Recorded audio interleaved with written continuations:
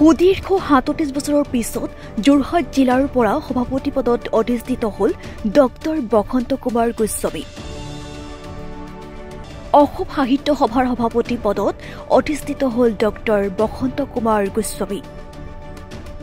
বিজয় সাব্যস্ত কৰাৰ পাছত যোৰহাটত ফটকা আৰু আতচবাজি ফুটাই আনন্দ উল্লাস। বিজয় সাব্যস্ত কৰি ডক্টৰ গোস্বামীয়ে প্ৰতিক্ৰিয়া প্ৰকাশ কৰি কয় যে অসম সাহিত্য সভাৰ যি পূৰ্বৰ পৰা যি গৰিমা আছিল সেই গৰিমা ঘূৰাই আনিব। লগতে মহাপুৰুষ শংকৰদেৱৰ ৰচনাৱলী হিন্দী আৰু ইংৰাজীলৈ অনুবাদ কৰাৰ লগতে তেখেতৰ কাৰ্যকালৰ ২টা বছৰ ১ মিনিট সময় অপচয় কৰা নহ'ব। লগতে ডক্টৰ গোস্বামীয়ে অংগীকাৰ কৰি কয় যে মোৰ কাৰ্যকালত কোনো কাৰণত সাহিত্য সভাত বিতৰ্ক হ'বলৈ দিয়া নহ'ব। লগতে তেওঁ কয় যে সাহিত্য সভাত কোনো কলাদাগ পৰিবলৈ দিয়া নহ'ব আৰু গুৱাহাটীৰ পৰিৱৰ্তে সাহিত্য সভা যোৰহাট কেন্দ্ৰীয় কাৰ্যালয়ত সাহিত্য সভা নিৰ্বাচন লগতে অন্যান্য বহু কাম কৰা হ'ব আৰু সাহিত্য সভাৰ কাৰ্যনিৰ্বাহন টেকনিকেলি কৰা হ'ব আৰু সাহিত্য সভাৰ প্ৰতি যুৱ প্ৰজন্মক যি অনীহা ভাৱ সেয়া নাইকিয়া কৰি পুনৰ সাহিত্য সভালৈ যুৱ প্ৰজন্মক লৈ অনা হ'ব। লগতে তেওঁ কয় যে সাহিত্য সভাত এতিয়াৰ পৰা দুৰ্নীতি সৈতে হ'ব। গতিকে মই ভাল পাইছোঁ, কাৰণ মই এটা কথাৰ কাৰণে সাহিত্য সভালৈ সভাপতিৰ নিচিনা এখন অমূল্য সন্মানযুক্ত আসনলৈ মই আহিছোঁ। এইটো কাৰণে যে সাহিত্য সভাত নানা ধৰণৰ বিতৰ্কৰ আঙুলি সাহিত্য সভালৈ পঠোৱা হয়, সেইখিনি মই নাইকিয়া কৰিবৰ কাৰণে প্ৰথম যত্ন কৰিম আৰু মই এই 2টা বছৰৰ 1 মিনিট সময়ো মই অবাবত খৰচ নকৰোঁ আৰু আমাৰ কাৰ্যনিৰ্বাহক সমিতিসমূহ সম্পূৰ্ণ টেকনিকেল সমিতি হিচাপে ব্যৱহাৰ কৰিম আৰু যিখিনি কাম কৰিম এই গোটেইখিনি কামৰ এটা পৰিচয় আমাৰ যিখন প্ৰথম কাৰ্যনিৰ্বাহক হ'ব সেই কাৰ্যনিৰ্বাহক সমিতিত ৰাইজে গম পাব। আৰু মই এটা নতুন কৰিম এইবাৰ যে অধিৱেশনৰ যিটো শেষৰ দিনটোতে আমি কাৰ্যভাৰ লোৱাৰ ব্যৱস্থা কৰিম। প্ৰথম কামটো হ'ল অসম সাহিত্য সভাই প্ৰথমতে কাম কৰিব অসমীয়া সাহিত্যৰ বুৰঞ্জী, হিষ্ট্ৰী অফ আছামিজ লেংগুৱেজ। এইটো আমি 1 নম্বৰ কাম কৰিম। ফেব্ৰুৱাৰী মাহতে আমি চিঠি লিখি জনাম। 2 নম্বৰ কামটো শংকৰদেৱৰ ৰচনাৱলী ইংৰাজী আৰু হিন্দীত প্ৰকাশ কৰিম। এই 2টা কাম আমি প্ৰথম সুযোগতে আমি ল'ম। নিৰ্বাচনী প্ৰক্ৰিয়া হ'লে আপুনি এটা কথা কৈছিলে যে যিখন আমাৰ নিয়মাৱলী সংবিধান আছে তাতে বহু ত্ৰুটি আছে, যিখন ত্ৰুটি ৰিফৰ্ম কৰিম বুলি আপুনি কিন্তু এই প্ৰক্ৰিয়াটো চলি থাকিলে আমাৰ কথা। ইয়াৰ লগতে আৰু এটা প্ৰশ্ন সংযোজন কৰিছোঁ যে যথেষ্ট বিতৰ্ক সাহিত্য সভাক লৈ পেলাই মানুহৰ আস্থা নোহোৱা হৈ গৈছে। গতিকে এটা আপোনাৰ ওচৰত যথেষ্ট ক্ষমতা থাকিব সভাপতি হিচাপে, গতিকে এইবোৰ নিৰ্মূল হ'ব বুলি আশা কৰিব পাৰে। নিয়মাৱলী বিতৰ্কটো প্ৰথম যিখন আমাৰ সংবিধান, এই সংবিধানখন অকণমান সলনি কৰিব লাগিব আৰু সংবিধানখনে সাহিত্য সভাক বিশেষ মুহূৰ্তৰ অকণমান বিপদতো পেলাইছে। গতিকে এই কামটো আমি কৰিম। দ্বিতীয়তে যে সাহিত্য সভা সম্পৰ্কে যিবিলাক বিতৰ্ক আগতে হৈ গৈছে, মই এইটো ক'ব পাৰোঁ যে আমাৰ কাৰ্যকালত সাহিত্য সভাৰ কোনো বিতৰ্ক নহয়। সাহিত্য সভাৰ যিটো চৰিত্ৰ, সেই চৰিত্ৰ সাহিত্য সভাই পূৰ্বৰ দৰে যিটো গৰিমা, সেই গৰিমাৰ স্তৰলৈ লৈ যাব পাৰিম বুলি মই আশা কৰোঁ। এটা সময়ত সাহিত্য সভা বুলিলে সকলোৰে এটা আস্থা আছিলে, নতুন প্ৰজন্মৰ সাহিত্য সভা বুলিলে আস্থা নোহোৱা হৈছে। ছ'চিয়েল মিডিয়াত দেখা যায় যে সাহিত্য সভা বুলিলে সমালোচনা কৰে, সাহিত্য সভা নহয় সাহিত্য সভা বুলিহে ক'বলৈ লৈছে। বিতৰ্ক উৰ পৰিবনে?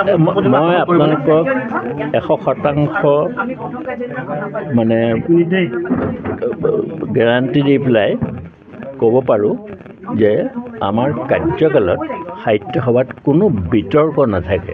প্ৰয়োজনত আপুনি কঠোৰ হ'ব? মই প্ৰয়োজনত কঠোৰ হ'ম, কাৰণ সংবিধানে সভাপতিকে আটাইতকৈ উচ্চ ক্ষমতাটো দি থৈছে আৰু এই যিখন আসন, এই আসনখনৰ কোনো তুলনা নাই।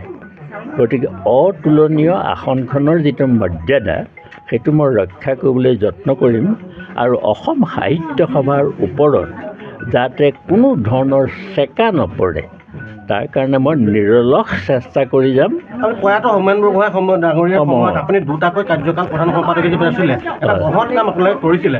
সেই সময়ত আপোনাৰ যিহেতু বিৰুদ্ধে কোনো ধৰণৰ আৰ্থিক কথা ওলোৱা নাছিলে, সেই ধাৰাটো আকৌ আপুনি তেনেধৰণে আপুনি মানে চলাবনে? বিত্ত কেলেংকাৰী বা কিবা? আমাৰ বিত্তীয়টো মানে মই প্ৰধান সম্পাদক হৈ থাকোঁতে আমি শূন্য লৈ পেলাই বিশ্বকোষ কৰিব খুজিছিলোঁ। হোমেন বৰগোহাঁই দেৱে মোক যিখন প্ৰমাণ পত্ৰ দি থৈ গৈছে তাতকৈ আৰু মোক একো নালাগে, কাৰণ আমি প্ৰতিটো শূন্যৰ পৰা আমি 31 লাখ টকা তুলিছিলোঁ আৰু সেই 31 লাখ টকা ক'ত খৰচ হৈছিল, কি হৈছিল তাৰ এখন পুস্তিকা কৰি শাখাবিলাকলৈ আমি পঠিয়াই দিছিলোঁ।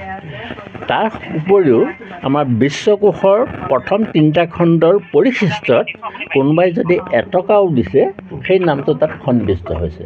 গতিকে সম্পূৰ্ণ মানে স্বচ্ছতাৰে সেই 31 লাখ টকা আমি তুলি খৰচ কৰিছিলোঁ। সেইটোৱেই নহয়, মই যেতিয়া কাৰ্যভাৰ হস্তান্তৰ কৰোঁ তেতিয়া মোৰ পৰৱৰ্তীজন প্ৰধান সম্পাদকক মই 31 লাখ টকা দি গৈছোঁ, জমা দি গৈছোঁ। এটা কথা অভিযোগ উঠে, শেহত সুধিম মই আপোনাৰ পৰা। সাহিত্য সভাৰ প্ৰধান কাৰ্যালয় চন্দ্ৰকান্ত সন্দিকৈ ভৱন যোৰহাট আছে, কিন্তু শেহতীয়াকৈ শুনা যায় যে ইয়াৰ পৰা প্ৰায়বোৰ গুৱাহাটীলৈ বিকেন্দ্ৰীকৰণ কৰা হৈছে, লৈ যোৱা হৈছে। এই সাহিত্য সভাৰ প্ৰধান কাৰ্যালয়ৰ যি হৃদয় মৰ্যাদা আপুনি এইটো ঘূৰাই অনাৰ ক্ষেত্ৰত মই সেইটোৱেই লগতে ভোট গণনাৰ প্ৰক্ৰিয়াটো বোধ হয় ইয়াতে হ'ব লাগিছিল বা ৰ'ব, সেইখিনি সকলোৱে হ'ব, কাৰণ প্ৰধান কাৰ্যালয়টো চালিকা শক্তিটো চালিকা শক্তিটো আমি যোৰহাটৰ পৰা কৰিব লাগিব, কিন্তু প্ৰতিটো কাম হুৰমুৰকৈ কৰিলে নহ'ব। সম্পূৰ্ণ সুপৰিকল্পিতভাৱে মই ভাবিছোঁ, প্ৰথমতে আমি এটা সিদ্ধান্তই মই মনতে ভাবি লৈছোঁ যে আমাৰ যিবিলাক কৰ্ণধাৰ সমিতিৰ বৈঠক প্ৰতি 3 মাহৰ মূৰে মূৰে হয়, আটাইকেইখন কৰ্ণধাৰ সমিতিৰ বৈঠক যোৰহাটত আমি পাতিম আৰু কিছুমান কাম পৰিচালনা কৰাৰ ক্ষেত্ৰত যোৰহাট হ'ব কেন্দ্ৰীয় অনুষ্ঠান। যোৰহাটৰ পৰাই কিছুমান কাম আমি চলাম। আপুনি পূৰ্বে সংবাদ মাধ্যমৰ আগত কিছু সময়ৰ পূৰ্বে কৈছিল যে প্ৰথমখন কাৰ্যনিৰ্বাহকতে যথেষ্ট কিন্তু কঠোৰ নীতি নিয়ম বহুত আছে, বহুত সলাবলগীয়া আছে। আপোনাসকলে দেখিব, প্ৰথম কাৰ্যনিৰ্বাহকতে মই অসম সাহিত্য সভাৰ যিটো কৰণীয়, যিটো জাতীয় জীৱনৰ চৰিত্ৰ, সেই চৰিত্ৰটো অসমৰ ৰাইজে প্ৰথম কাৰ্যনিৰ্বাহকতে দেখিবলৈ পাব।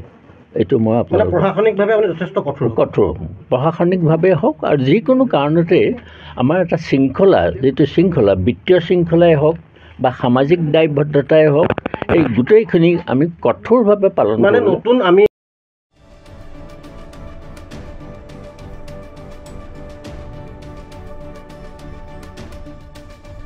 News desk report, DB news.